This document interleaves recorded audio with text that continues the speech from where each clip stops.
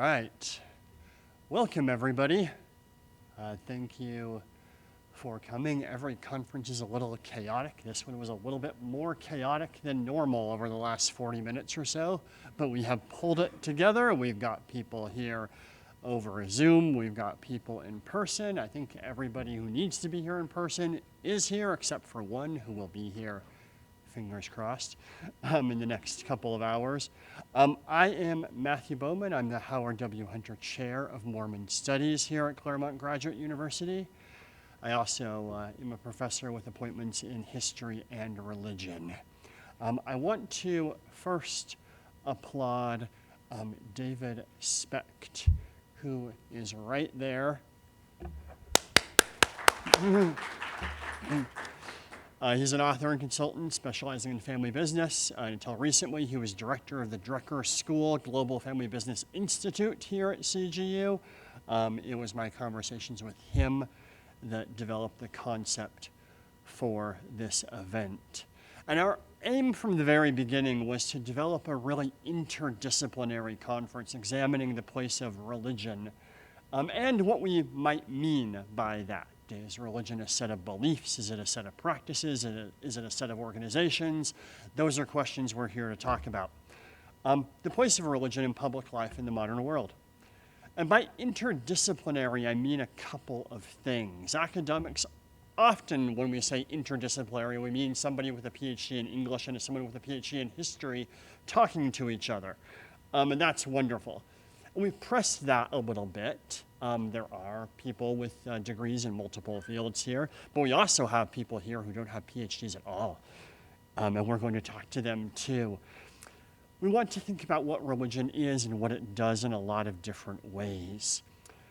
So when we look at what religion in public life, we might be thinking about academics who study it, but there's a lot of people actually doing it.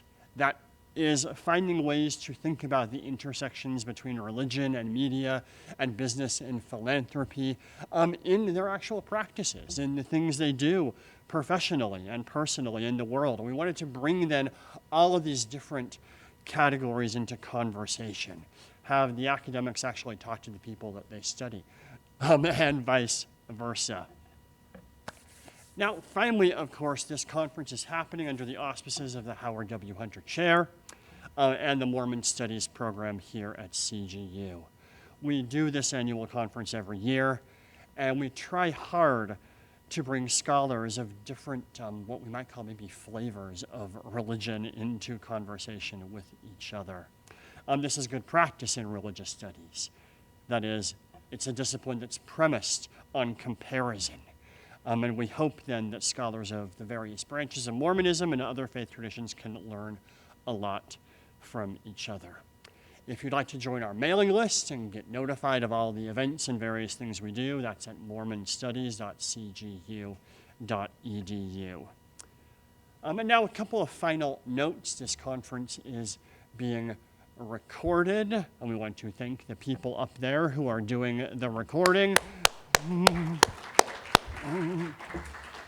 It will be available on our website, that website I mentioned a moment ago, mormonstudies.cgu.edu, before too long. We also want to thank, of course, the generosity of our donors who make these sorts of events possible, those who have donated under the auspices of the Howard W. Hunter Foundation, which continues to raise money for the benefit of the Mormon Studies program here at CGU.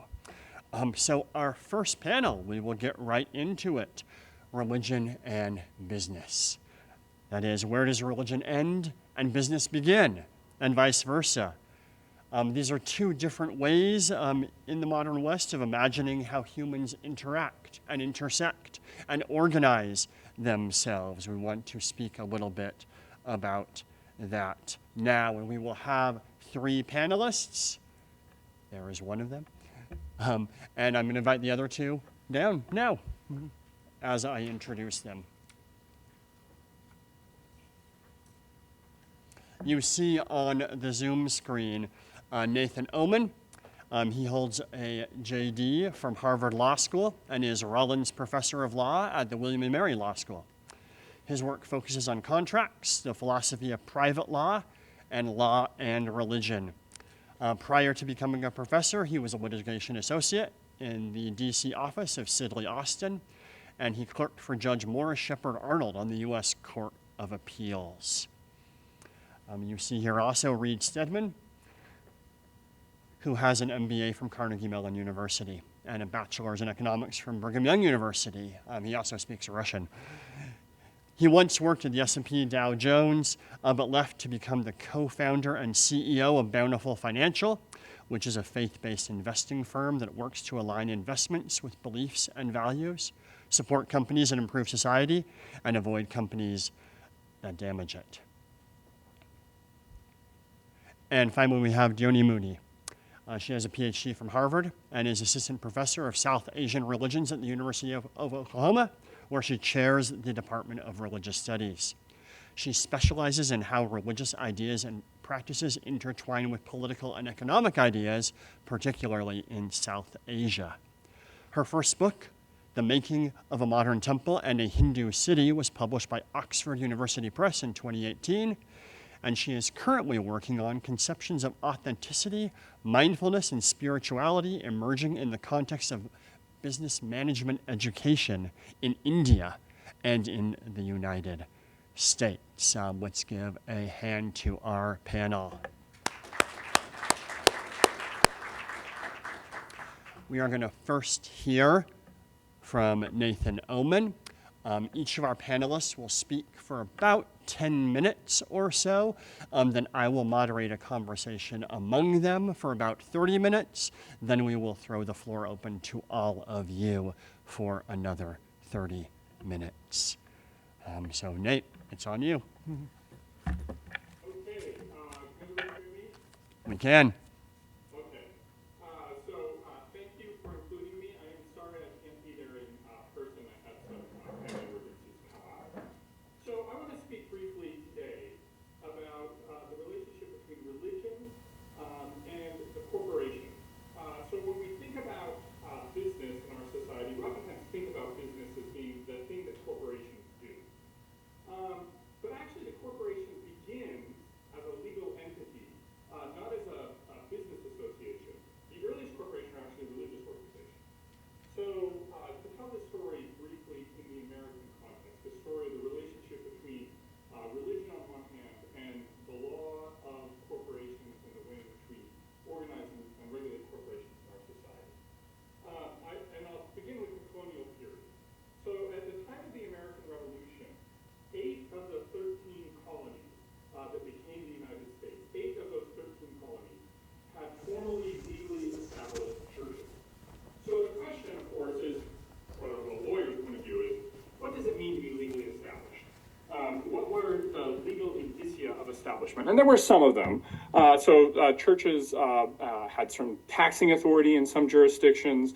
In other jurisdictions, you weren't allowed to openly preach unless you had a license that was issued by the established church. But the most important thing that marked a church off as an established church is that the church was incorporated. And the way in which you became incorporated in that world is there had to be some special act of the legislature or special charter that was given by the crown that caused an otherwise unincorporated association to become a corporation and have legal personality. So to be a corporation marked you off as having received some kind of special benefit from the state. And then these corporate charters would give to these incorporated churches certain kinds of special powers. And of course, the most important of these special powers was the ability to own property.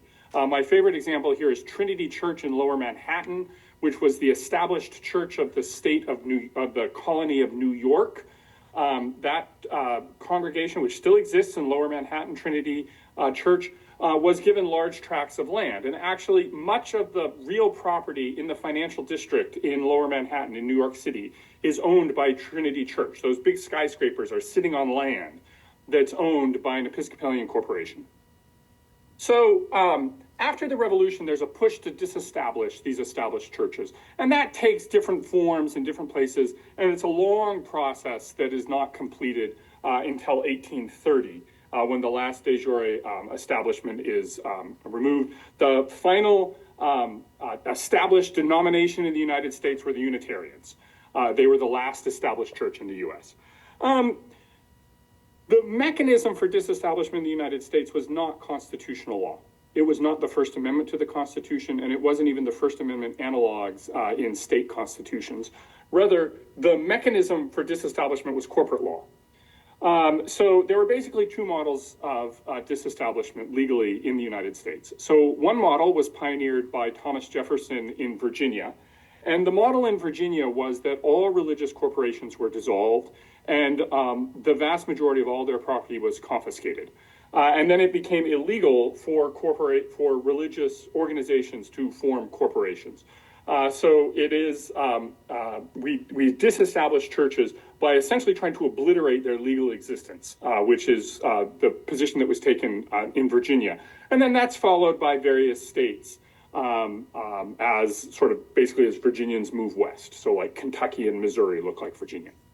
The other approach that was taken was the approach that was taken in New York. So Trinity Church, which was the established church in New York, was happy in its lawyer.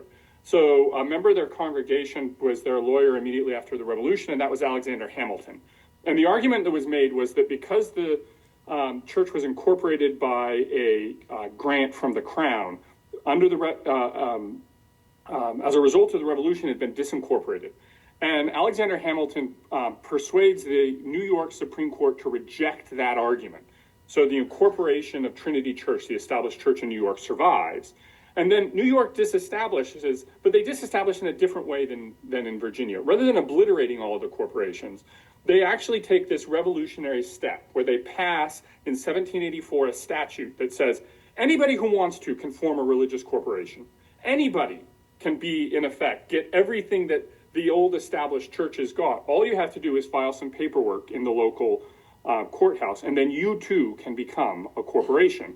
And that's actually the first general incorporation statute that's passed anywhere in the world ever, is in New York in 1784 for religious corporations. So our notion of the corporation as something that anybody can form actually goes back to that New York church statute in 1784.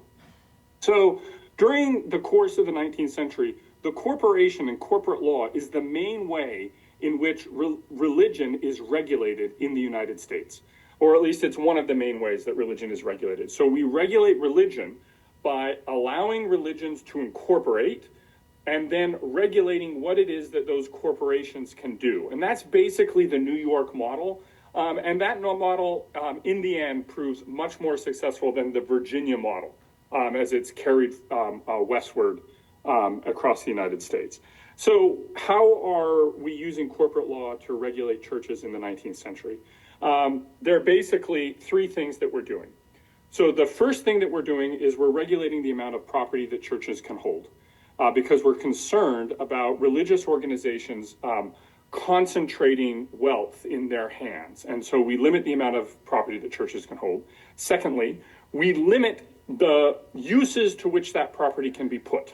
So we place limitations on what church corporations can do with their property. And basically they're allowed to build churches and pay ministers is the gist of it.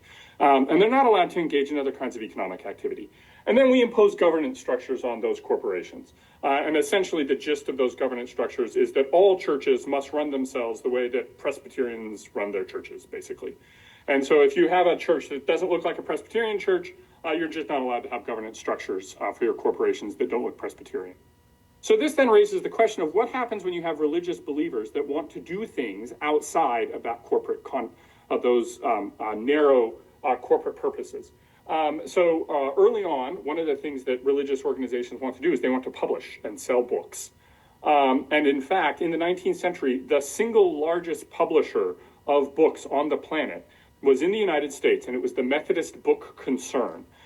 So we have to create other kinds of legal entities, other kinds of corporations to engage in this more commercial kinds of activity. And actually, under the Jeffersonian model of disestablishment, there was tremendous hostility towards creating kind of para-church corporate entities. So in Virginia, for example, a religious school could not incorporate and organize itself. because for there to be a religious school incorporated was seen by Virginians as an establishment of religion. Over the course of the 19th century and into the 20th century, the way we think about corporations changes in the United States. Okay, so corporations go from being understood as something that is public, almost like a subdivision of the government, to something that is private, that is independent of the government. We go from understanding corporations as necessarily having some public purpose to corporations having entirely private purposes. The second thing that happens is we understand the corporation as going from something where the quintessential example of a corporation would have been an ecclesiastical entity, would have been a church or a church school. That's what corporations were. And businesses, by and large, were not organized as corporations. And in the second half of the 19th century, the corporation emerges as the dominant structure for businesses. So we start thinking about corporations as things that are business-like rather than church-like. So we see the legacy of this history of the interaction between corporate law and religion in some of the debates today that we have over the regulation of religion in our society. So in 2014, the U.S. Supreme Court decided a case involving the company Hobby Lobby. Hobby Lobby is a for-profit retailer of hobby supplies. However, it has religious owners and they wanted to engage in various religious things, religious activities, and in particular, they objected to certain government regulations that they claimed burdened the free exercise of their religion. And so the question is whether or not Hobby Lobby, this for-profit corporation, could be a person that could exercise religion for purposes of federal law. And the U.S. Supreme Court held that it could be, that a for-profit business could be a person that would exercise religion, and that proved very controversial. And it's interesting to sort of think about, like, why was that so controversial? So one class of arguments about that was a sort of metaphysical argument. And the metaphysical argument was something like this: religion is inherently something that individual natural persons do, and collective artificial legal persons cannot exercise religion. So there were some people that suggested that corporations just per se were unable to exercise religion. For example, Justice Ginsburg makes this argument in her dissent in the Hobby Lobby case. The difficulty with that argument, right, is that most religious institutions are corporations. So under that argument, for example, the Catholic Church would be unable to exercise religion, which seems a somewhat odd result. But the Catholic Church, in the eyes of the law, the Catholic Church is a corporation. Okay, or actually the Catholic Church is a bundle of thousands of corporations. But every individual thing that the Catholic Church, as the Catholic Church does in the world, is done by an artificial legal corporation. And that's been the case, right, since the papal revolution of the 12th century. I mean, it's been a long time that the Catholic Church has been organized as a corporation. So the next argument that was made is there's something inherently not religious about commerce. So when a corporation is engaging in commercial activity, the commercial activity per se cannot be religious activity. And this actually harks back to those debates in the 19th century about what it was that we're going to allow religious corporations to do. What are the purposes for which they can hold property? And are we going to place limitations on the purposes to which they can hold property? And then the need to create basically sort of parachurch corporations to get around limitations on what we were allowing churches to do. Because churches actually traditionally have wanted to engage in commercial activity as part of their religious missions. And then the last set of arguments about Hobby Lobby had to do with this concern that private corporations, business corporations, can generate huge concentrations of wealth and power. And when those huge concentrations of wealth and power are in the hands of religious organizations or religious believers, that gives those religious organizations and believers and non-religious or managers and owners of corporations just lots of power to do things in the world. And so we have an argument that the government has a special interest in regulating these concentrations of power that the government wouldn't have if it was just regulating the activity of a individual natural person. And that argument actually goes all the way back to that original disagreement between Hamilton and Jefferson. What Jefferson was seeking to do in the disestablishment of religion in Virginia, where I live, which was very, very aggressive, right? The churches, the legal existence of the churches was obliterated, and the majority of their property was confiscated and shockingly ended up in the hands, oftentimes, of Jefferson's political cronies. Is that the concentration of wealth in the hands of religious organizations was seen as inherently sort of threatening to democracy. Okay? On the other hand, was the argument that Hamilton made in New York. And the argument that Hamilton made in New York, right, is that private property is private. And we can regulate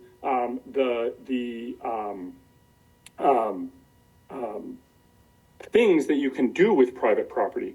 But concentrations of private property actually are important for creating a dynamic and prosperous society. And so actually what we don't want to do is obliterate legal organizations and confiscate their property, because that undermines the ability of us to create that kind of dynamic society. And that debate between Jefferson and Hamilton, and as it interacts with the law of corporations, the efforts of the state to regulate religion, and this unease that we have when religious organizations start doing things, other than owning churches and paying ministers, is still with us. And that debate sort of goes all the way back to the very, very beginnings of American law. So I will stop there and we can move on.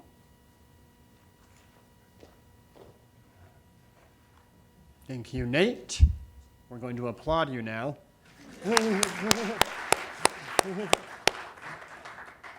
And we will now hear from Dr. Moodie. I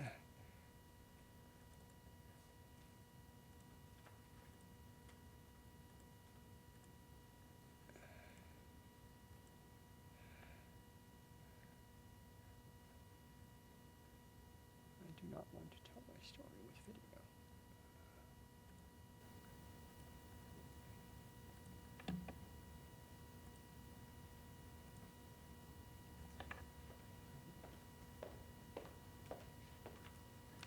Thank you so much. Can you hear me like this? Yeah? Okay. Firstly, thanks so much for inviting me to be part of this conference. What a beautiful lineup that you've created for us. So thank you, Matt and Dave. Thank you to everybody who is making this possible, including to Rosie. I don't know if Rosie is here. She's the one who did all of our hotels and the flights and it's a really big feat to get everyone organized. So thank you to all of you. I am going to offer 3 provocations on religion and business for this discussion. By showing you very, very briefly a snippet of the work that I'm doing on the history of business schools in India and in the United States. For so many reasons, this is a very strange project for me to be pursuing. I was trained as a religious studies scholar. My work is in India. I study Hinduism. My first book, my dissertation, was on a Hindu temple in the city of Calcutta, a temple dedicated to the goddess Kali. But here's how the project started. While I was there doing this work, I got a call from a business school saying, Deonnie, will you please come and talk to our students in Calcutta, in this business school, about Hinduism? And this is where I was exposed for the first time that I had a stereotype I didn't know that I had.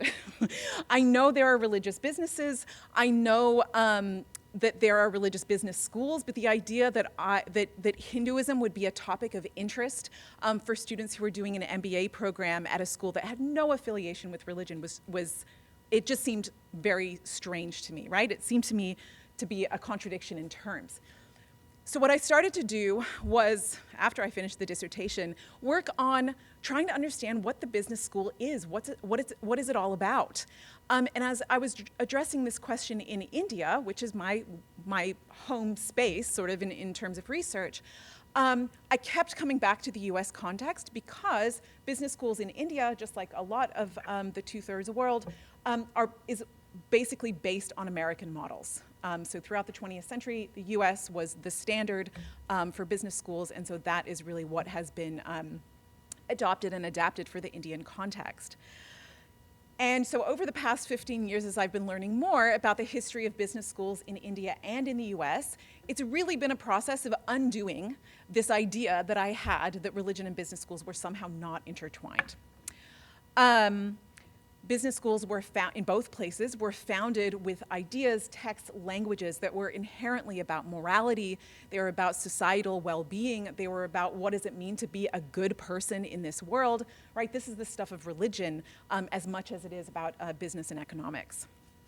So, is that what I do? I guess that's what I do. Okay, so the first provocation is this, that business and religion are not, in fact, separate.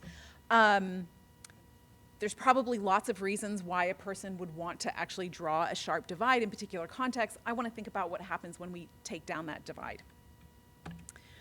So let's get into it briefly, okay? I'm going to try not to use too many dates and names, but I do have to throw a few at you to get specific here. Business schools in the US and in India were founded at the turn of the 20th century. Okay, so I've got a picture of Wharton here on the left. That's the US as first business school that was affiliated with a university, which is different than a business college. But that was founded in 1891. The University of Chicago's College of Commerce was the next in 1898, and there was Berkeley, and then there were a number of others after that. On the right, I have pictured Sydenham College of Commerce and Commerce and Economics, Commerce and Politics, Commerce and Economics, I think it was. And that was affiliated with the University of Bombay. That was the first one in 1913. So this is a turn of the 20th century conversation. And they were founded on extant departments and knowledge in political economy, right? And this was like economics before economics was basically math.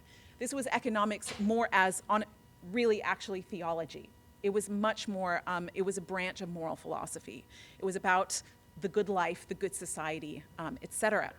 The two texts that I have pictured here in the middle were particularly important for the foundation of business schools. John Stuart Mill and Reverend Malthus. Both of these are British economists. They were writing in the middle of the 19th century, so this was before business schools were started. But as I learned when I looked at the early textbook for those business schools, they really relied heavily and in many cases actually just copied. I mean, they cited their work, but they basically copied these theories because this was what political economy was at this time. Mill and Malthus wrote their economic works while under the direct employ of the British East India Company. So if you aren't familiar with the East India Company, this was this trading company that was backed by the British Crown that went into India in about 1600, 1601 maybe. And they engaged in business practices and became so powerful that eventually, in 1857, India came under the direct rule of the British Crown. Okay? So they are writing their works for the British Empire. And they are basically justifying British Empire on the basis of the idea that we, the British, have this superior civilization. We have, look at our economic productivity. We are very clearly following God's law. We have God's sanction. We have the superior civilization. And India may one day have that civilization, but it's up to us to bring it to them, right? So these were the foundational texts. Now, I don't need to say this out loud, but this is really ironic, right? Because of course, the British economy was doing particularly well because of the British colony in India. They were using Indian labor, Indian resources, Indian taxes, long critiques of taxes on Indians being brought to build the roads in London, right? But that's not the narrative that's being told in this story. What's being told in this story is we have the superior civilization. Okay, so let's bring it to the United States, because the United States had business schools before Britain did. 1891, Robert Ellis Thompson, one of his works is on the left. J. Lawrence Laughlin is on the right. He's from Wharton on the left, Chicago on the right. And they take Mill and Malthus's ideas, and this is where they go. They actually infuse it with even more Christian language. They say America's wealth is a reflection of oh no, it's cut off at the side. But in any case, is a reflection of Americans abiding by God's law. And then they in turn look at the quote unquote savage, and here they're talking about Native Americans and saying that their wretchedness is a reflection of their violation of natural law, right? Laughlin will say that Christianity develops the best kind of subjectivity because of Good Friday and Easter Sunday. The moment that we are in right now, this demonstrates that we Christians will sacrifice present gain in order for future gain. And isn't it unfortunate that not more human beings think that way? Let's help them see the world in that way, and they might be productive as well, right? And very Malthusian language here about, isn't it unfortunate that the uncivilized procreate more often? Okay, this is a very depressing history. There's no way to sugarcoat it. But it's sort of not surprising, right? It's not surprising that our institutions have this sort of imperial background. The story, I think, it's even more interesting when we turn to India. If you look at early advocates for higher commercial education in India, here, this is C. Gopal Menon. He's one of a few, it's a small segment of Indian nationalists who are really invested in India being economically productive itself and not needing the British, or at least asking the British to not be so domineering in their colonialism. Because of course, like 1907, 1913, there's still this is the high noon of colonialism in India. So this is what he says. Menon says, "You're right. A superior civilization is the civilization that is the most economically productive. But don't put us in the lower half of your binary of civilized and uncivilized. In fact, we are civilized. Look back at our long-standing Hindu tradition. We have always been prolific at economic cooperation. Look at caste," and he'll think about caste as a division of labor. Look at how we have always cooperated. Look at our history of manufacturing and global trade. We've in fact always been civilized, except for this present blip because of colonialism. So they say we need this science of political economy for our own development. We want to accumulate wealth and power for ourselves, or else the British are going to keep draining our wealth. Now, this is a very understandable position for a group of people under colonial rule. Notice what's happening with Hinduism here, right? The value, just like here, the value is economic productivity. Religious ideas are being brought to bear to support that value, okay? And I'm not accusing Mill or anyone of being disingenuous, but let's be clear, Christianity is a vast and deep tradition, just like Hinduism is a vast and deep tradition. There are any number of ideas and practices and texts that one could pull from to support a particular economic view.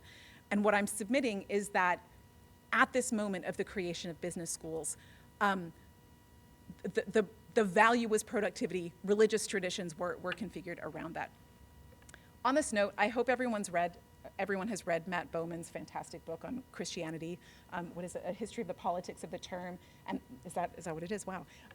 But on the very, very many different ways that Christianity has been understood and construed in public spaces. So here's the point. At the turn of the 20th century, business schools idealized productivity and configured religions accordingly. So provocation number 2. This is what business pedagogies have been asking us to do. And you might say, well, Deonnie, what's the relationship between business pedagogies and business practices? I would say there's absolutely a relationship in terms of business schools being a normative force at the very least, right? I'm going to fast forward. Sorry.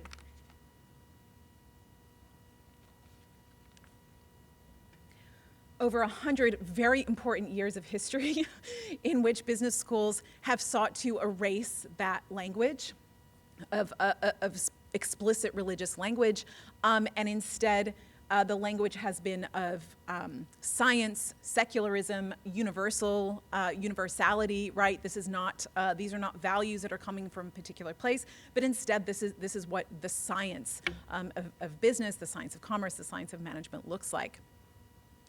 And what we see now is a reinsertion of explicitly religious and religion-adjacent language. Authentic leadership, mindful leadership, texts like the Business Sutra and the Karma Sutra, karma meaning action, as opposed to kama, which means passion and desire, right? The Karma Sutras, leading consciously, ideas about self-mastery.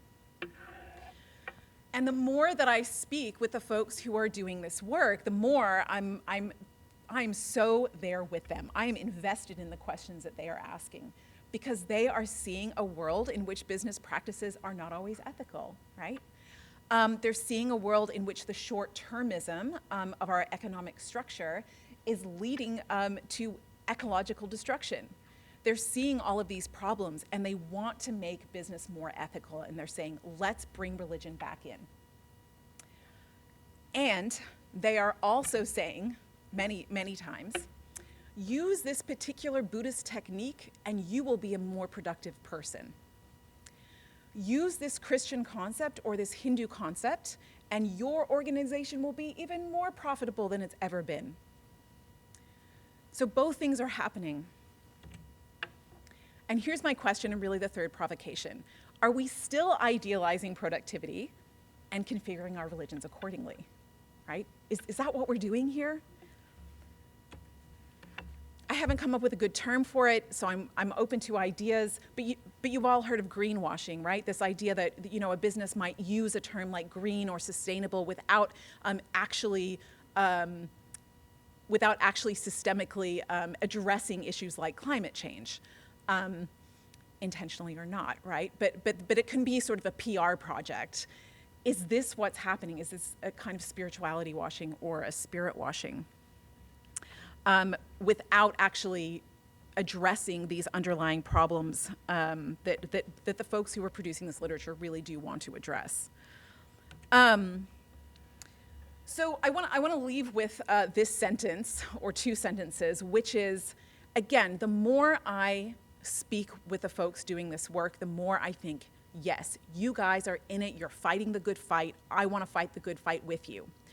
I am leveraging a critique of what's happening, but my intention is not that critique would stop the conversation, but instead lead to a deepening of it, right? I'm not like standing outside here as an academic and saying, or as a humanities academic as opposed to a business academic and saying, oh my gosh, look at what you guys are doing. No, instead I want to say, we are concerned with the same problems. Let's think together about how to address them more systemically. Okay, thank you.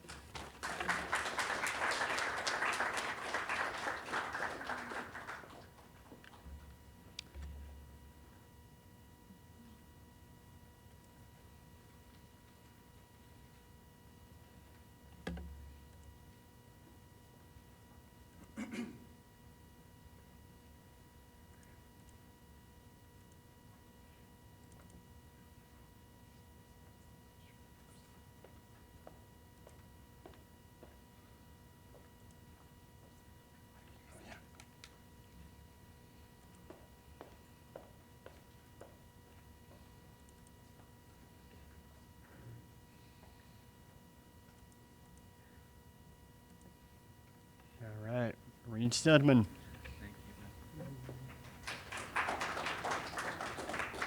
It's great to be with you today. As Matthew mentioned, I'm not from the academic world, I'm from the business world. But it's terrific to hear these ideas from Deonnie and Nate, and I think what we'll share will intersect with these. I would say, this idea of spiritual washing, is a very interesting one. We've thought at Bountiful Financial, is there a way to measure spiritual impact? Meaning through the actions that businesses take, through the investing that is undertaken, can the needle be moved in a way where lives are blessed, lives are improved, people are living more abundantly? And so I think, the investing process is actually a chance for the rubber to hit the road, right? For it to get out of the realm of philosophy and have it actually make an impact and have works follow the faith, right?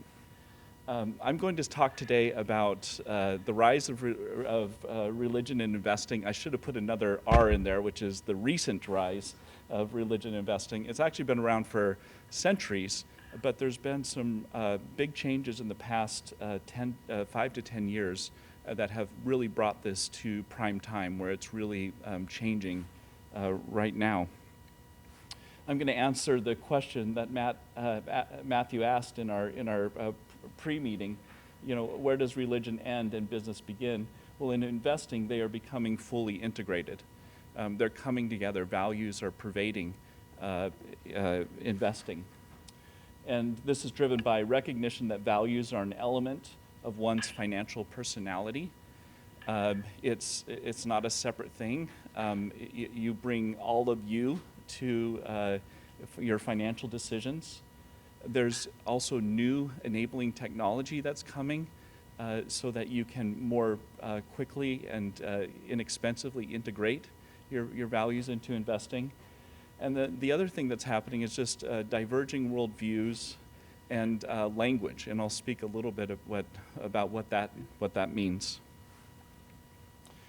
So just to talk a little bit about what by Bountiful Financial, what we do, we democratize faith-based investing. So we work with faith communities to create investment frameworks and indices that align personal convictions and investment goals.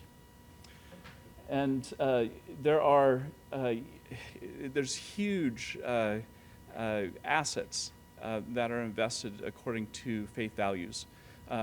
We estimate 10 trillion or more in assets globally invested according to faith values. Majority of these are Sharia based. You have sovereign wealth funds that are investing according to Sharia values. You have whole nations that are nearly aligned with Sharia values. But there's also trillions invested according to Catholic values, Christian values, and so forth. Here in the U.S., you have the Notre Dame Endowment. They invest in line with Catholic values. The Church of England, very consciously investing, trying to make a positive impact in line with their values.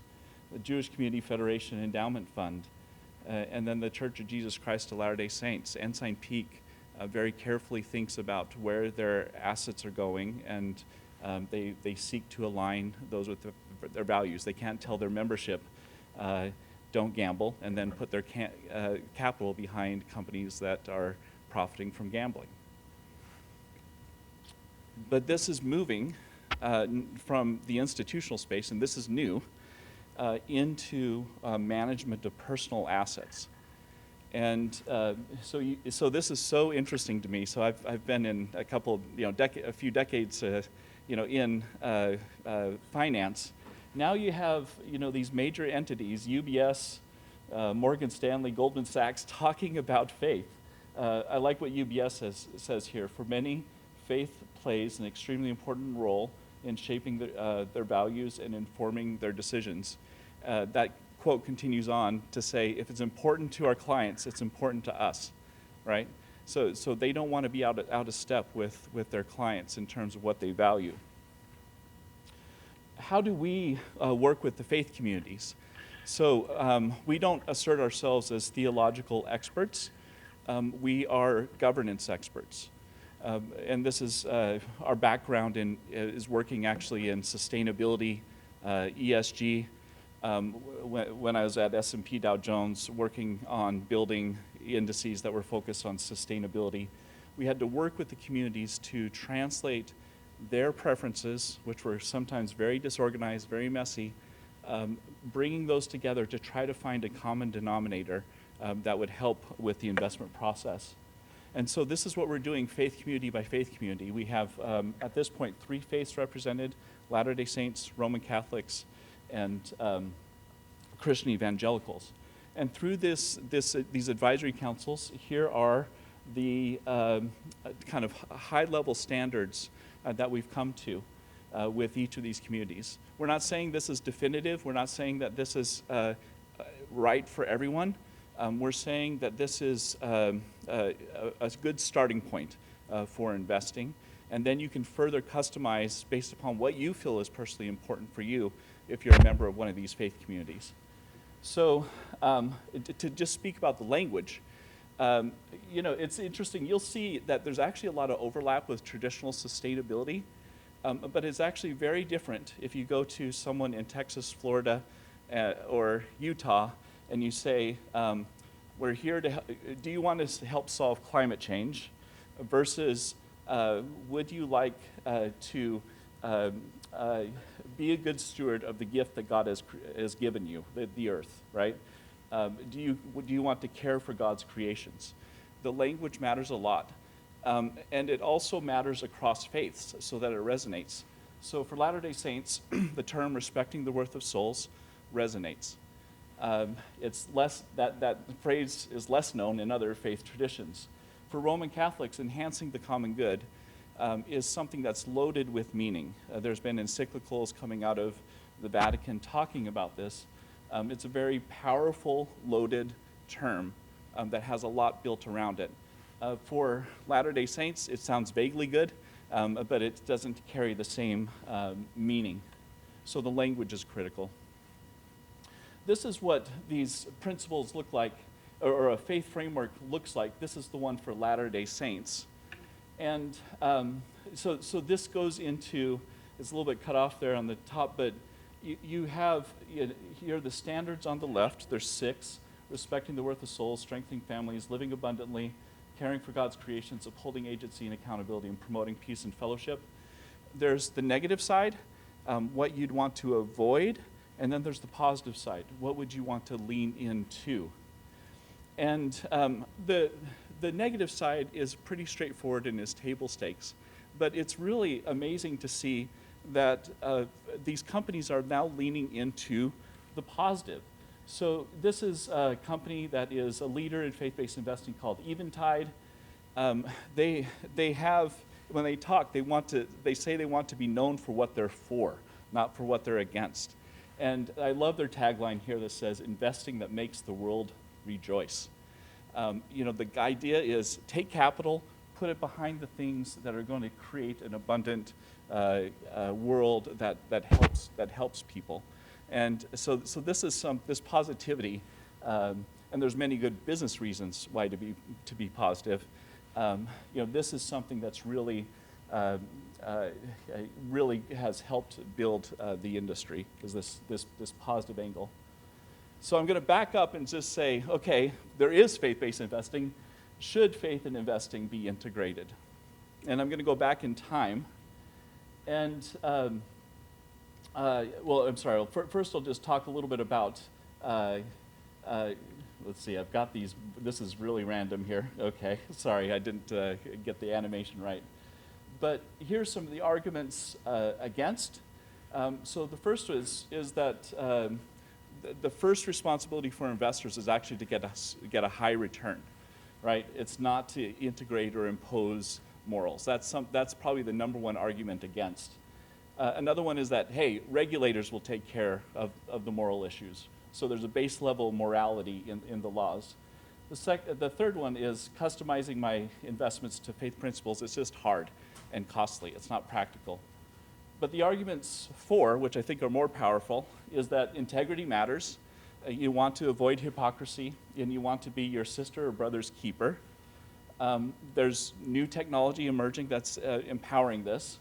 And then the hard work of integrating investing in faith, in my view, this is my bullet point here, it purifies people. And I'll speak about how that process and why that is. To go back in time, as Deonnie, as you were talking, I was thinking about this. John Wesley was a powerful advocate for pushing back against the excesses of colonialism.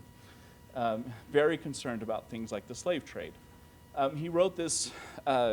He also saw that there was this new age of finance coming where there was securitization and investing, where people were kind of distanced from their investment.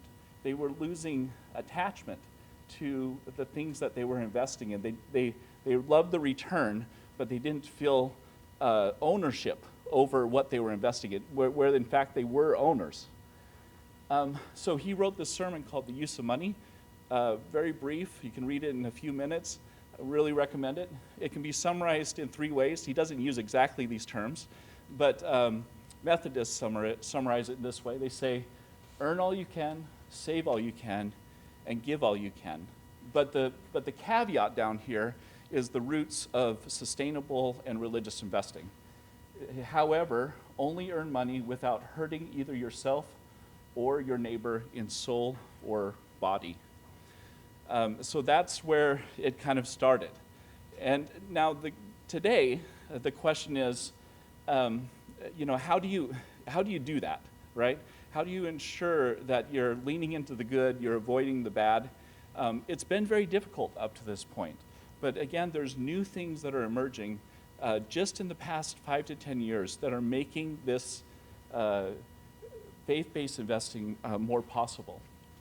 So just to give an example, BlackRock got beat up a lot over the past several years, and it was because they were assuming a certain moral view that they felt should be imposed on capital markets and on businesses. But they decided, they got big time backlash from that, and they decided, hey, we actually need to give the investors in our funds the ability to assert their values according to what they believe, as opposed to us taking that on. And so they created these essentially shareholder voting models. They worked with ISS to offer these. So here are some of the different models. There's more than this. But you can see if you're Catholic and you want to assert your Catholic views, with a push of a button now, you can vote from a shareholder perspective to say, I want these initiatives to be supported in the shareholder voting for the companies that I'm investing in. And so they're offering this. This is a new innovation, a new way that religion can work its way into business. Another interesting thing is over the past 5 years, all the major asset managers have invested in platforms that allow them to customize investments according to faith values. And so, you can go, if you look on the right, you can go issue by issue. You can say, listen, I'll buy the S&P 500, but I want to exclude companies that make money from pornography, right? I want to exclude companies that make money from a child, or that have child labor controversies, for example, right? But now you see more and more, and this is what Bountiful is working to do, is to bring a push of a button, a model, to say, hey, I'm Latter-day Saint, or I'm Baptist, I'm Catholic, and instead of having to sit down and work hard to figure everything out, you have that starting point where you have those faith values kind of built into the investment process. Here they have the Latter-day Saint one. We went deep into their model. It's wrong. They landed at the wrong spot. But that's where, again, Bountiful comes in to help them get that right. And just the last thing I'll share is, the hard work of integrating investing. It purifies people is my belief, and the reason it does is because it's hard. It's not easy to discern what is a good investment. They're big corporations. They're doing many different things, some good, some bad, and so you have to wade in and engage in that difficult work. And at least in my experience in life, it's in the gray areas, where you have to undertake that work, where your faith grows. And I love this. This is my last slide here, and I'm going to move this to make sure I can read it. But in 2022, the Catholic Church, the Vatican, came out with a set of investment guidelines called Mensurum Bonum. And these are faith-based measures. Mensurum Bonum means good measure. And these are faith-based measures for Catholic investors, a starting point and a call to action. So these are ways to invest according to Catholic values. And I love in this 50-page document, there's a call to discernment. And it's like, some people just throw up their hands and say, this is too tough. But they're saying, go in and God will help you. They say, one of the gifts of grace is for discerning the true value and therefore measure of all things. Investing with faith situates goals and outcomes within God's wondrous grace. Because all investments participate in the bounty of divine gifts, no investment can ever be considered morally neutral. That's a powerful statement, and that was new doctrine to me, or new idea to me. But the Catholic view is anything that you do that enhances the common good goes to the glory of God. And so, be it good plumbing in the house, or a new book that comes out that you can read with your family, anything that promotes human flourishing and leads to an abundant life is to His glory. But things that don't lead to that glory can detract and can be a problem. So with that, I'll close and just say that we've covered education, we've covered law, investments. I think it's a good set of categories.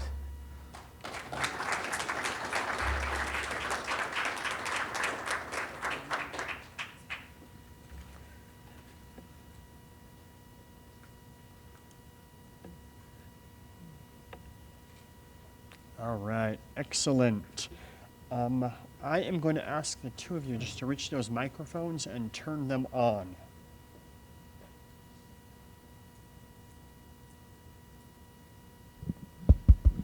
Perfect, okay. So we will, Nate, can you hear us? Okay, excellent. So I would like to now just have a kind of conversation among the two of you and him up there, hovering behind you, for about half an hour or so, then we will throw it open to questions. So one thing that really struck me as I was listening to all of you present is that all of you told in some ways kind of the same story, which is how what we might imagine as modern religion and modern business sort of emerge at the same time, intertwined with each other, right? The way the people in the West imagine religion, which is to say is a kind of a set of organizations, a set of corporations perhaps, a set of ways of organizing people and promoting values, emerges at the same time as modern business and finance do. And thus, as all of you said in one way or another, these two things are inextricably intertwined. They're inseparable. We could not separate them even if we wanted to. But that aside, though, each one of you, I think, described what religion is in slightly different ways. Is it a corporation? Is it a theory of civilization? Is it a set of values? So I want to actually just start with that really big question for all of you, which is to say, what is a religion? Reid. And you're looking at me. Yeah, I mean, from I very simply think of it as a way of living, and living in an interconnected way, and with both God and man, right? And I think I do really respect. I mentioned John Wesley. As you get into what he wrote and kind of what he did, that desire to have those values not just be something that you sit in your chair and contemplate in your house, but you put them into action. You undertake the methods required to bring those religion into the public space. You undertake your own purification through that process. So I think as the scripture goes, faith without works is dead, and it has to be. And I believe that works are enabled by grace. So I'm not saying that it's through our works that we're saved. But it's putting it into action that, as James says, the pure religion, right? It's putting things in motion, right?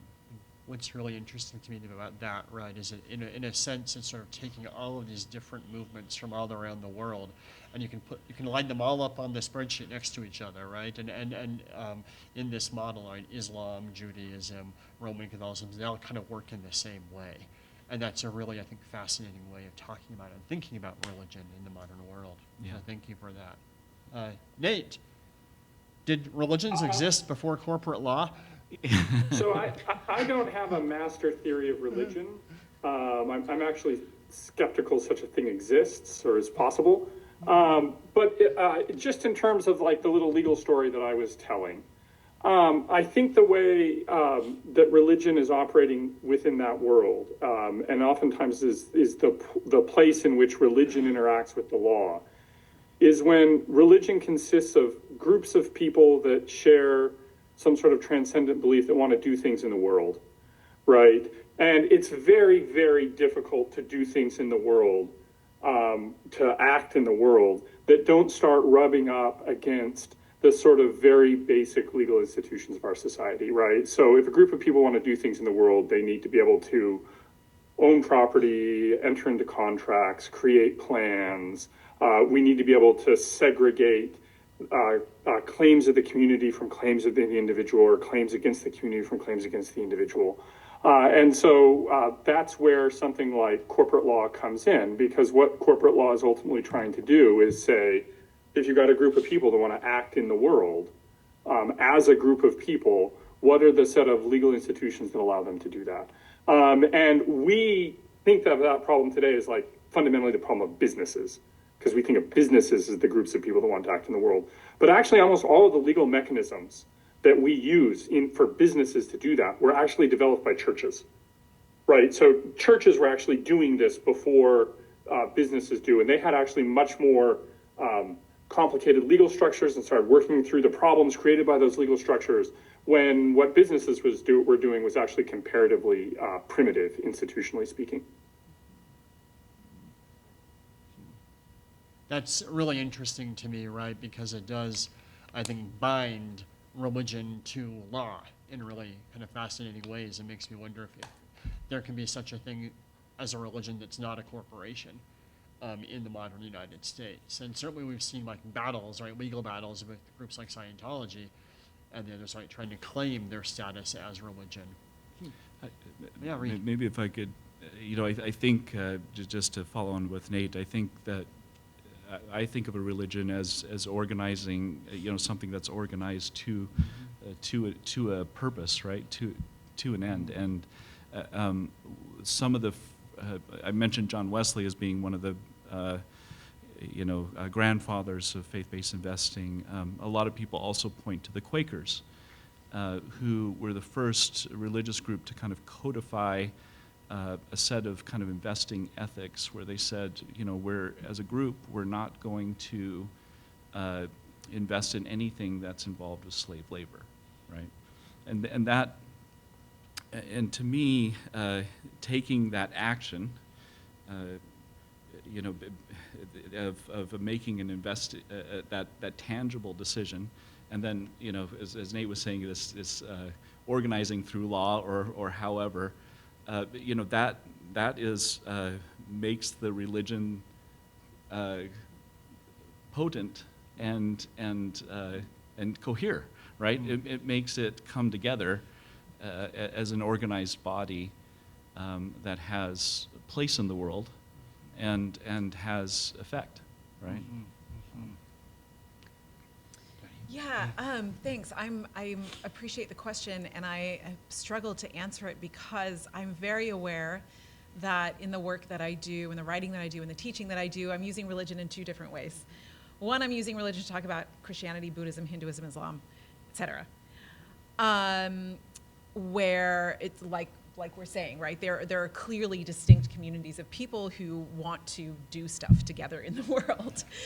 So yes, very, very clearly. But as you know, when you study history of religion and even the term religion, the The term religion, to my mind, has done really a violence to the world in the sense that it has made us all think that there's a religious sphere and a non-religious sphere, which is a very Enlightenment kind of way to think about things. And when you're in cultures and societies where that's not the general way that people have thought, then it doesn't quite track, right? And what we see in India, like we see in the United States, are, as you all are showing, religions trying to religious groups, right, in that first definition, trying to stuff themselves into this category. So what I'm trying to do when I use the more expansive idea of religion as, morality, ideas about well-being, ideas about what it means to be a good person, is to point out that, okay, even if you're not a quote-unquote Christian or you're not a quote-unquote Hindu, it doesn't mean that the way that you engage in the world is morally neutral, right? It doesn't mean that law is somehow neutral, that investment decisions aren't neutral, that money isn't neutral, like how we earn money, what we do with money, and it's certainly our pedagogical projects of trying to shape subjects, trying to shape personalities. These are not morally neutral, right? So I am very much using religion in both senses. But I'm more drawn to this latter sense because I think that it demonstrates what is going on when we're, not doing religion in the world. Mm-hmm. Yeah, and this is an interesting space, I think, where the two of you overlap in interesting ways, right? You see in contemporary American culture the word religion being thrown around to label things like, the cult of someone like Stephen Covey, right? Or these sort of thinkers, self-help kinds of thinkers who often overlap into the business world, right? The borders between therapy and business and religion are becoming increasingly vague, which I think points us to the fact that all of these ideas were maybe vague to begin with, without well-defined borders. And that seems to be a lot of what the people you're writing about, particularly these Indian writers, right, who are adopting a lot of this language from American business. How do they understand then that sort of relationship between management theory and therapy and business? Yeah. And this gets to a bigger question that I want to ask all of you about the international context of your ideas. So maybe Nate and Reid, you be thinking about that while you're talking. Yeah, so something that's really interesting is that, these ideas about Hindu modes of management are produced in the 1980s and the 1990s. One of the major things that they're trying to do is to push back on the American nature of business school education in India. And so as I mentioned, the earliest College of Commerce, as they were known at that time, was created in 1913. But business school, qua business school, really comes into being in the 1960s in India, when the Indian Institutes of Management are created, and they're created very explicitly on the Harvard Business School and MIT School of Management models. Faculty, curriculum, textbooks, all of that stuff is imported to India. And it's not that it was simply, replicated. Indian faculty were doing really interesting things with that material. And yet, there's no question that these are basically, very Americanized institutions and ideas. And the critique is, that's not neutral, right?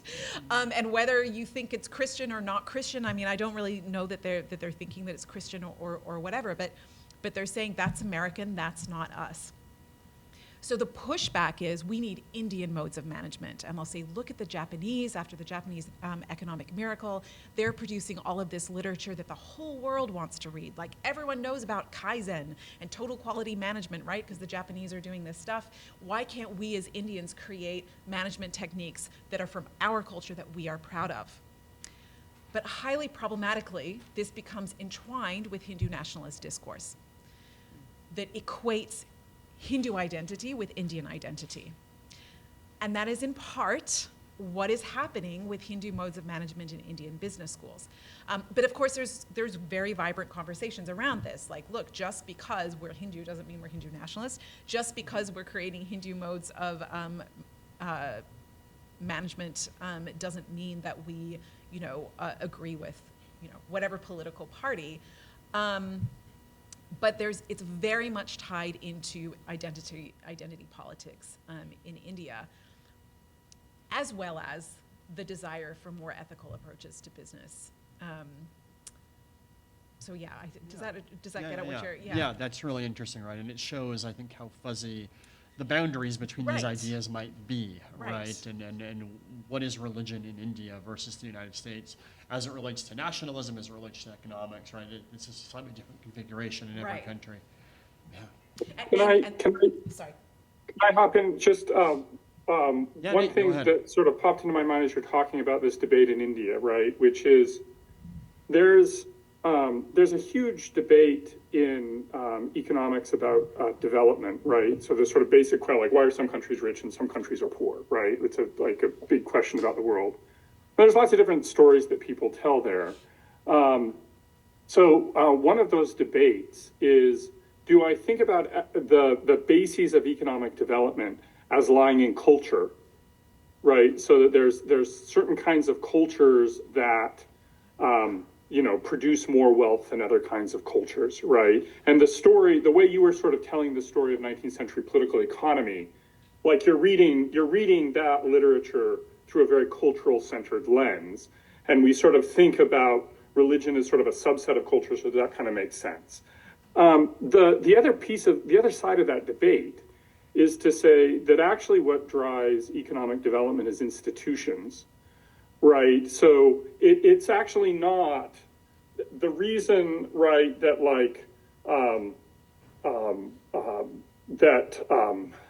countries in one part of the world are wealthier than countries in the other part of the world. The reason that Japan has been economically successful is not because there's something unique about Japanese culture. It's because Japan has a set of institutions that foster economic growth. And there is a way in which, if you're talking about religion and values, when we talk about business, it is centering these cultural kinds of questions about business as opposed to institutional questions, right? So it's centering the kinds of questions that you get in the management part of the business school curriculum, not the finance part of the business school curriculum. And it's centering the kinds of questions you do in the business school instead of the kinds of questions that you do in the law school. It's worth thinking, I think, as a sort of skeptical pushback is, well, what are the institutional bases of these things, right? To what extent are we talking about religion because we have certain institutions that encourage us to talk about religion in particular ways? So clearly in the United States, this is the case where if you ask under American law, what does religion mean? The really crude answer is whatever Methodists do is religion, right? And the law recognizes the kinds of things that Methodists do is religion. And so the best way of getting your activity classified as religion and then getting the legal goodies that are associated with being religion is to argue that what you're doing is like what Methodists do. And the less Methodist you look, the sort of less protection you get. And you can see this in American religious discourse, right? You can see Jewish immigrants or Catholics or Latter-day Saints sort of presenting their own religious practices in these sort of very low church Protestant ways because the institutions encourage them to do that. You get legal goodies if you talk about yourself in those ways. Yeah, I mean, if I can respond to that, that is certainly a very, very long-standing debate in India as well. So you've got, so yes, people who are producing Hindu modes of management are pushing back against a very particular cultural narrative. And it was one that said that Hinduism is what is stopping India from being economically productive. And even in the 1970s, you've got Indian economists, who are using phrases like the Hindu rate of growth, right? Attributing India's lack of economic productivity to Hinduism, once again, right? So this narrative is very, very pervasive in India, and there's a lot of cultural politics that are a part of that, and a lot that folks feel like they have to undo. right? So, which is something that I don't think Christians generally have to fight against, right? There isn't the same politics there. But then there's this whole other side of the debate that's happening in business schools too. That's like, stop talking about Hinduism, stop talking about culture. The reason that India wasn't productive in the 1970s was because of the license Raj, which is because, the socialist state just had way too much power, and there were all of these barriers and all of this red tape to making institutions work. So that's to say that conversation is happening too, and it's not that conversation in India. That side of the conversation on institutions and law doesn't really have to do with religion, as far as I can tell, because of the different history. I was just going to say, we're at the, I guess to, give some kind of a positive spin on things. We see great harmony across different faiths and different cultures, even those that are not as religious as kind of what we see, say, here in the United States. So we're operating in, and I spent a lot of my career, in Europe, also in Asia, and you see certain principles that cut across the faiths that we put on the, I put on the screen. But then also extend into someone who has a strong humanist kind of views. And so, we've thought a lot about how when we're overtly, Christian, and we don't want to shy away from, saying that. But as we go into Europe, we're emphasizing, as opposed to trying to assert, this is who Jesus Christ is, and this is who God is. We're saying these are the teachings of Jesus Christ, which have great resonance in those communities in terms of being a peacemaker, being honest. These are things that everyone can get behind, and kind of go above. Now, of course, the details and how you achieve that, it's very difficult, right? But it's a very strong, there's something very powerful about, finding those principles. And just practically what we're doing is we're launching some investment products that we call the B1 indices, not the B, as Christ said in John 17, that he wants his disciples to be one. And these are things such as, treating people with humanity, not having forced or slave labor in your supply chain, for example. Caring for the environment, is another one. Being a peacemaker. These are things that people can rally behind. And it's been a really amazing experience to see those values, which a Christian would say are the teachings of Jesus Christ, actually travel and be accepted. I am curious about your interactions with what they've been talking about, which is, say, religious organizations. Is this something that for you then primarily sees religion as functioning on the individual choices that a person might make to say, I want to invest in this way or that way, or do you work with religious organizations at all? Yeah, we do, and how I think about it, rightly or wrongly, is we think about the theology of a faith and the doctrines as sort of the frame, and then the lived experience and choices of people kind of are within that frame. And if they're, if they're choosing things that are way outside the frame, then they're probably another religious creed, right? But within that frame, there's a lot of choices to be made. So, for example, if you take a strong stance on abortion, there's many kind of medical ways and different things, and in terms of how you could view that, or gambling, for example. What constitutes gambling? Do you care only about companies that are that's their main business, or do you care about a hotel that has gambling in it? So there's a lot of choices to be made that reflect individual views, and again, what we call the lived experience. So it's and this is something I learned when I was working at S&P, working in ESG and sustainability. The best you can do is work to reflect the views of the organization as a starting point, but then people will take their own views and kind of layer that on top, or kind of further inform it. But I didn't answer your question. Do we actually work with religions? It's very different across religions. So the Church of Jesus Christ of Latter-day Saints does not want any affiliation, which we're fine with, and I don't think we want any affiliation.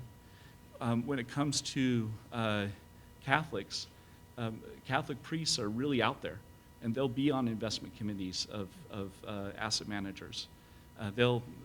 They're part. We have a Father Seamus Finn, who's on our Catholic Advisory Council. Christian Evangelical is somewhat in between. We don't have a lot of clergy that we work with because it is challenging to get harmony with clergy. As someone from the Baptist community said, there's a reason when you go into a small town in the South and there's a Fourth Baptist church, right? Like, but we do work with some theologians, in that space. Yeah. Can I ask? Sorry, just this is my ignorance. Why don't you want affiliation with the church, with the LDS Church, and why don't they want? What's the thing there that I'm not understanding? So they're very careful in terms of creating arm's length between outside businesses and themselves. There is a for-profit entity, Deseret Management, that the church manages, but they're very careful. I think what we've heard is that they're concerned that if they put out investment guidelines, or they share what they're doing at Ensign Peak, that someone might invest in that way, and then it might impact their faith. I see. I understand. Yeah. Okay. Yeah. That's so interesting. Yeah, and that gets to another kind of interesting question, right? It's interesting to see up there, like Evangelical Christian and LDS and Roman Catholic, and then next to that, the word kind of Jewish, right? Because there certainly are many, many, many different types of people who consider themselves Jewish, who might argue about what Jewish values are, right, in different kind of branches of Judaism. Similarly for Islam, and in Hinduism, I tell my students sometimes from Wendy Doninger that the British invented Hinduism. That's right. Yeah, right? Exactly. It's You know, like everything that was happening in India that was Yeah. religious is like now it's Hinduism. it's all Hinduism, right? So there's If as many it kind wasn't of Islam and if it wasn't flavors of Christian, that yeah. too, right? So this maybe gets to a kind of bigger question, which is to say, what if, for instance, like would you consider like a vegan group, a Yeah. faith-based investing? Yeah. We've thought about extending, faith frameworks, to reflect more kind of world views, and it doesn't have to be only a religious, kind of overtly religious, tied to an organization type thing. Sustainability is full of frameworks that are curated and governed. So that's an area where we could see going into. So more broadly, kind of, as you said earlier, sort of human values in a sense. Yeah, and it's very powerful. Deonnie, as you're talking about the business schools kind of struggling here, it's very powerful to start writing them down and then governing them. So meaning, bringing together a council every 6 months or something and talking them through, and how the world has changed, or how business education has changed, and how that aligns. And to me, this is something that definitely can extend beyond investing. Yeah. Excellent. All right. I am going to move over there now, so give me a moment.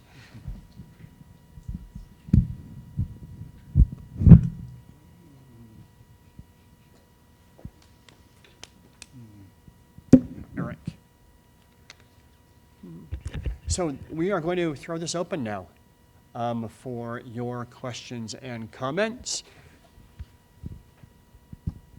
Raise your hand, and the noble Eric Summers will bring you a microphone. Oh, hang on. Take it. Russ, use the microphone so we can get you on recording. I do need the mic, okay. I have a whole list of questions, but I'll just go with one first. I haven't heard the word of Adam Smith mentioned once. And I'm wondering why. And two, I think Adam Smith also was a good Scottish Presbyterian, maybe I'm misremembering. But where does Adam Smith fit into this? And that you talk about business schools, but that's really in many ways economics as well. So I'd just like your input on that. And maybe we can start with Matt and then come down to Reid and Deonnie. Oh, I'm just moderating here. I'm sorry. Nate, talk about Adam Smith. I'm always happy to talk about Adam Smith. So Adam Smith's really interesting, right? Because the sort of Adam Smith of people's intellectual imaginations, there's like multiple Adam Smiths. So one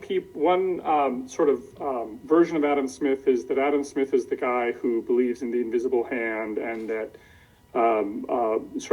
disaggregated markets through self-interested behavior of individuals will lead sort of magically to socially optimal outcomes, right? And so he's read as sort of like a proto-Milton Friedman. And then there's another version of Adam Smith. And that version of Adam Smith is actually really interested in morally what happens to you, and particularly moral psychology, when you're engaged in trade, right? So he sees, and this is sort of the Adam Smith of the theory of moral sentiments, he sees commercial interaction as a particular kind of moral activity that can breed certain kinds of moral habits, some of which are good and some of which are bad. Right. And that version of Adam Smith, I think, is much more interesting than the sort of Adam Smith as like neoliberal cartoon or something like that. Because he would have been, I think, really comfortable with this notion that like when you make business decisions, you're also making moral decisions, and that those things can't be separated from one another. I'll tell you, as a lawyer, the problem with Adam Smith is that like he lives in an 18th century world and just like totally like missed the boat on what the future institutions of capitalism were going to look like. And so when you read Adam Smith, he is talking within a sort of 18th century institutional world, and the world that actually produced modern capitalism is really something institutionally that's created.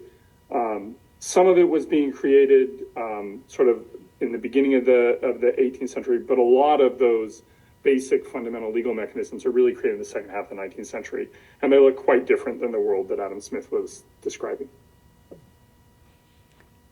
Any other comments on Adam Smith? Reid? Taking a pass on Adam Smith? I'll pass on Adam Smith, I think. Yeah, Nate said it great. I mean, I'll just say that I'm not a scholar of Mormon studies, so I'm here to learn. And I was excited to be invited to a Mormon studies conference because I have never been invited into such a space. So I'm here to learn. But I will say that one of the things that has really piqued my interest in doing this work is looking in the American context of how many scholars who study leadership and business ethics are LDS or went to BYU as a sort of, and I've been really interested in what exactly that connection is. So, yeah, and maybe this is going to get to something I was going to share, which is, it's been interesting, particularly in the Christian evangelical space, to see there is a lot of fluidity in between business and religion, and I think in the Latter-day Saint tradition, that I, at least from my vantage point, and others may be more expert on this than me, but I see some fluidity in terms of ideas. I see less kind of overt bringing those ideas into the business setting. So very kind of shy about, Yeah. you know, bringing in. You see, for example, some financial advisors in the South, they'll quote their favorite or the scriptures that inspire them to serve their clients, right? And you don't see that as much in Latter-day Saint tradition. And I think there's concern about leveraging that in a way that may feel untoward. But in my view, I think that Latter-day Saints should be even more open in making those connections. I think that, you know, it's, and you see Stephen Covey and others, sometimes they make the connection overtly, sometimes they don't. But I think that it would serve religion, it would serve, it serves us to be kind of like more outward testifiers of what we believe, you know, so I guess it's just a personal view, you know, but I think that that's something that the faith community could lean into more. That is so interesting you say that, because I've had to like dig to find, well, where did you go to school and what is your background, right? So I'm picking up that there's a lot of LDS folks doing this work, but I have to find it, you know? And I've been wondering if what you're saying, that is out of a feeling of self-consciousness, like I don't want to like use my religious identity in some, I was wondering if it was like, well, if people find out I'm LDS, then they'll think that the only reason I'm talking about ethics is because I have an agenda or something. There's also fear of rejection, I would say, which is a very real concern. You know, as we've gone out, of the three founders of Bountiful are Latter-day Saints. We also have Christian evangelicals, we have Catholics, but we've heard murmurings like, you know, how can these Latter-day Saints come in and define for Christian evangelicals, you know, something here, and do they believe in the same Christ, right? And you know, our response is, we're not defining for you your theology. We're setting up a system, a governance system that allows you, that you can leverage if you choose, for your faith community to transform your, you know. But I do. Even as I say that, and maybe I'm speaking to myself, I mostly quote Bible verses so that there's it's more inclusive in that more way. inclusive. I'd say within Bountiful, I do occasionally speak more about, you know, I bring up more and more Latter-day Saint ideas and, you know, bring it into it. But I think a lot of Latter-day Saints are very cautious and feel that they might be rejected if they you know, put too much out there. One idea to sort of throw out in response to your question, if you look at Latter-day Saints in business schools, they're not just in business schools, they tend to be in the management or strategy part of the business school. So you don't see like the dominance of Latter-day Saints in like finance departments of business schools. And I suspect, and here I'm speculating, but I suspect one of the things that's going on there is that the Church of Jesus Christ of Latter-day Saints is really institutionalized, right? And really, it's a very hierarchical, integrated institution that has no professional clergy at the local or regional level. And so the result of that is that for Latter-day Saints, a lot of what like religion means is making this institution run. And they spend a lot of time thinking about the kind of spirituality of management, because a lot of what Latter-day Saint practice consists of is like institutional management of the institutional church.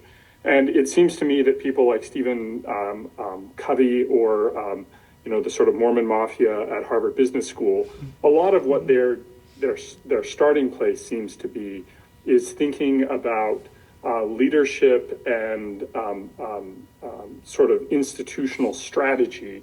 And I do think there's something there that's coming out of the Latter-day Saint experience that's linked back to LDS ecclesiology. That's fascinating. Thank you. I was also going to quickly say that, you know, we earlier in the conversation, we talked about, you know, is it the institutions or is it religion kind of responsible for how things developed? And I think in the case of Latter-day Saints, they see the organization of the church as inspired and from God. And it's actually, you know, and this is again something from the Christian evangelical space, is that I'm learning as we interact with that community, is this, that God's grace is everywhere and is involved in forming kind of everything that's good in the world. And so to the degree that there's an institution, even if it's not a church or affiliated with the church, and that institution leads to abundant living and flourishing, and then it was the Holy Spirit that guided that and led to that outcome. And so that's it's not kind of one or the other type thing, right? It's all together. Right? That's really cool. Excellent. Other questions?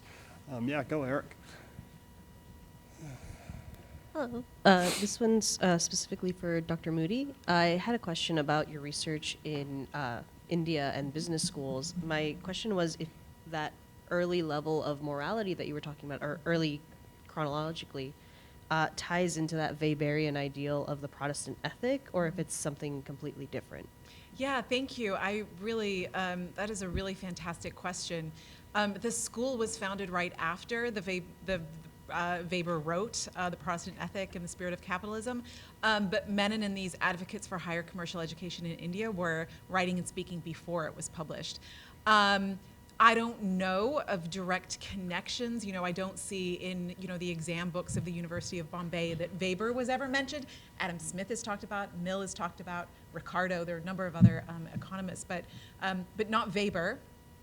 But I think that the fact that these conversations are happening at the same time is a reflection of these are ideas that were circulating. Christianity, a particular form of Protestant Christianity is the productive religion. Hinduism and Buddhism, too fatalistic. You can never be productive with those religions. And so it is part of, I think, that the idea, if not Weber himself, the idea is what is being pushed back against, in part. Thanks. Others? Eric, how about down here? And then we'll go back. I'm going to get you a workout. I have a couple of questions. I'll ask my first one. Regarding investments, where there are investment funds that are in a lot of different corporations, a lot of different elements.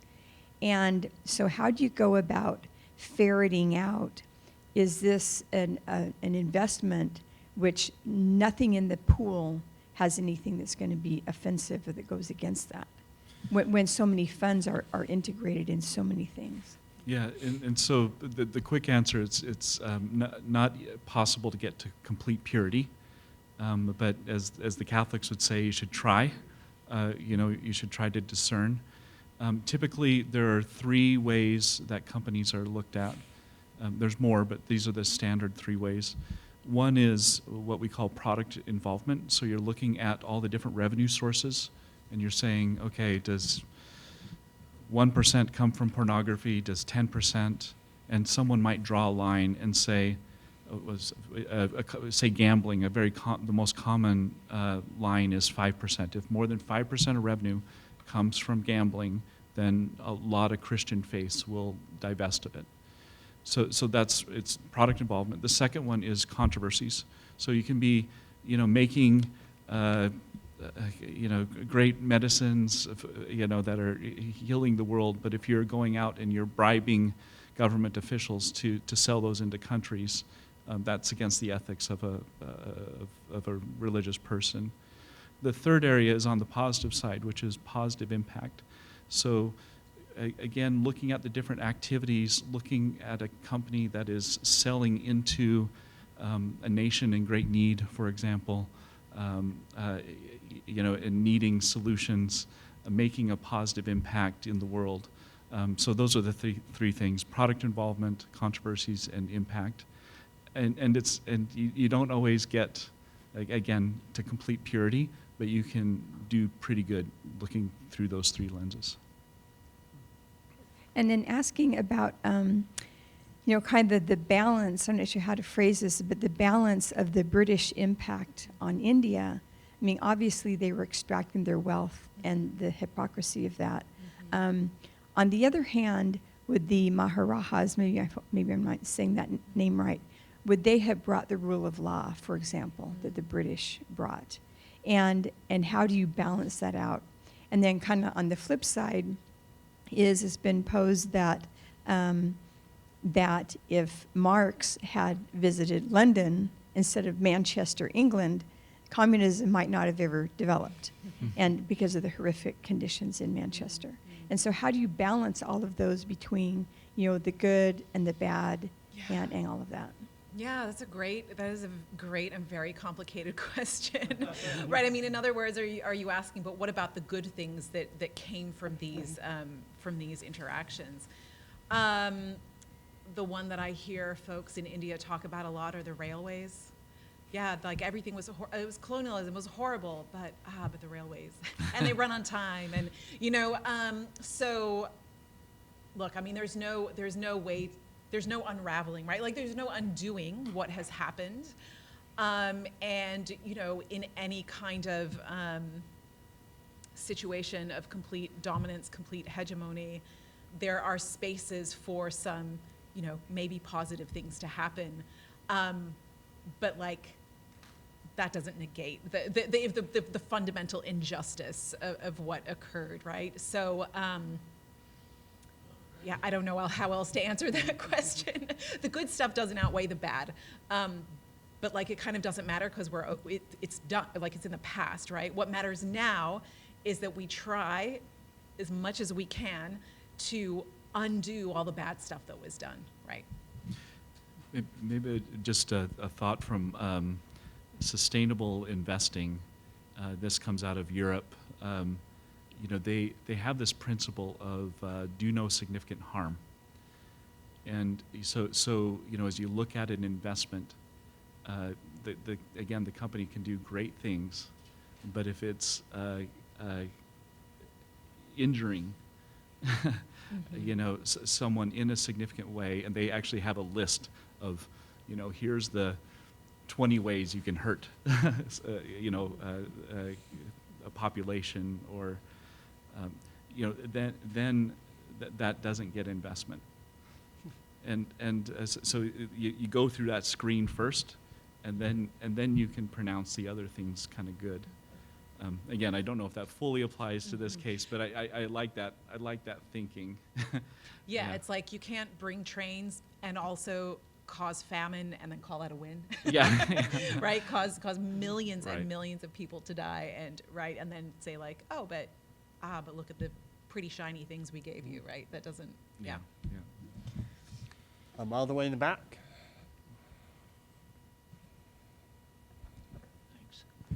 Hi, I'm Warner Woodworth. I'll be presenting, I guess, the wrap-up this afternoon at 5 or whatever. But I just wanted to take a little issue. Is that okay to take an issue? Of course. I haven't seen my friend Nate for a few years. His wife went with us to Thailand after the disaster there. And we worked there 16 years after the tsunami and the earthquake. Anyway, I just wasn't sure, Matt or Nate, where you're coming from on this. Comment about LDS business faculty. When I got my little job at the Marriott School at BYU, I proposed we start a course on ethics and Mormon business. It took 15 years because the dean and the administration and my faculty colleagues were in such denial. And I finally got some research with a couple of my assistants to learn how many BYU MBA returned missionaries had gone to prison after they graduated from the Marriott School. The numbers were pretty interesting. And I don't remember how many now, but we were able to start that little course. And most of the faculty said, you can't teach Mormonism in the business school. You can't teach Latter-day Saint ideas to college students in a business academic setting. So that's grown, and we eventually were able to, after I got a couple of colleagues to work with me, and we created 4 courses, then we hired a business ethicist, Brad Agel, who I think Nate might know. But my experience is it's been very difficult until about the last 5 years to get much interest in the Marriott School about these things.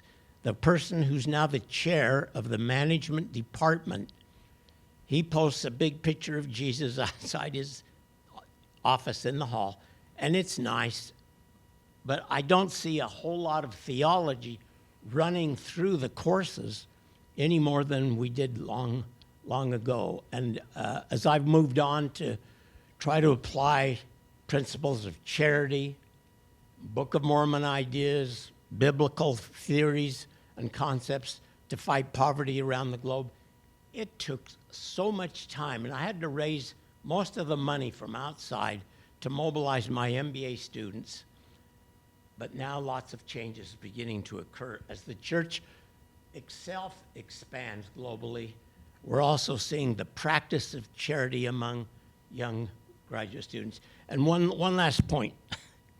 Nate, you mentioned our friend Steve Covey. I had to chair the committee to fire Steve because all he taught was his missionary lessons he taught the missionaries in Ireland 30 years earlier. And we couldn't quite ever get a business concept or a leadership principle, even though he wrote a book called Leadership, to move into the academic sphere of ethics, of strategy, of good management principles. So I think my perspective as an insider and also a critic is we still got a long ways to go.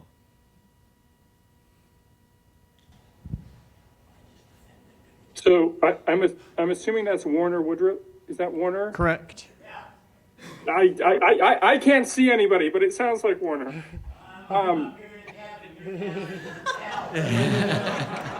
So I think this goes back to something it was said earlier, right? In that Mormons are oftentimes kind of frightened of being outed as Mormons, and one of the odd things is that as just like I've been in academia for 20 years, as coming up on 20 years as a professor. BYU seems oddly defensive about the fact that the rest of the academic world is going to discover that there are Mormons at BYU. And so oftentimes they bend over backwards to not be Mormon in ways that from the outside, like, look weird. Like, the word is out. People have figured out that BYU is a Mormon school. And when I talk to, my friends who are, at Catholic universities or Orthodox Jewish professors or whatever, they're always kind of shocked to the extent to which BYU is actually not Mormon in a lot of its sort of curricular and intellectual activities. And I think there's something there that's going on with just like being a low status religion and being very defensive about stuff. In addition to just like human sin and shortcomings. Good point. I agree with you. We got time for one more question. Eric. Oh, there we go. I want to come back to Adam Smith a moment. Adam Smith distinguished between what I'll conveniently just call creation, the material universe, and the product of human labor, capital. I'm interested in how the panel responds to that distinction in terms of investing in God's creation as a personal asset generating income as compared with the actual production of new stuff that wasn't provided by the universe. Another question about Scottish philosophy. Nate, to you. To the extent that Adam Smith subscribes to the labor theory of value, he's just wrong. Like I think it's a bad theory of how value is created. So there's the sort of trying to take a strong distinction between like things that people make and like things that they find or something. I don't think it's labor that creates value. Oh, run back up there, Eric. He's going to bring the microphone back to you. Nate, he's got a clarification, the questioner. I'm referring to economic rent, which is rather than the labor theory of value. So is economic rent, that is the value that attaches to location itself, is that different in the investor's mind, the panelist's mind, in terms of relationship in the context of religion, your religious beliefs? Is that sufficiently clarifying? I think we should. Owning investor. locations, owning the earth, Adam Smith argued, is a different relationship with other human beings than owning the things that humans have made. So if I own a very desirable location in Manhattan, I can generate income merely from owning, again, for convenience sake, I'll say creation. Is that a different category? Yes. I'll try here, which is one of the biggest kind of principles that just pervades faith-based investing is the idea of stewardship. And I think that that's particularly, it actually goes across both things that are already there, like land that you may own for a time, and you're a steward responsible to God for the maintenance of that and the righteous use of that. But I think the kind of the Christian view also is that the things that are made by people are also from Him. You're the instrument, you're the conduit for something to be created. But ultimately, it's all His, and even your money is all His, right? So you're, and this is something again that Latter-day Saints are very accustomed to paying tithing. I'm going to give back the 10%, and but the Christian view, and I think it's the right view, is it's all His, right? So you have to be a good steward across all those things, right? Nate, did you want to jump in? No, I think that's sort of, if you're asking a religious question, I think that's a useful way of thinking about it. Okay. We are going to wrap the first panel there. Please give our panelists applause. Thank you.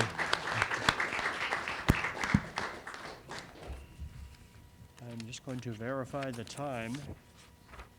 I'm right. We will return at 1 p.m. For a panel on religion and philanthropy. If you are presenting at any point in this conference, come down to see me. That includes the two of you. Turn off the microphones if you would. And Stephanie, come down here too. And Nate, thank you for joining us via Zoom. We will be in touch.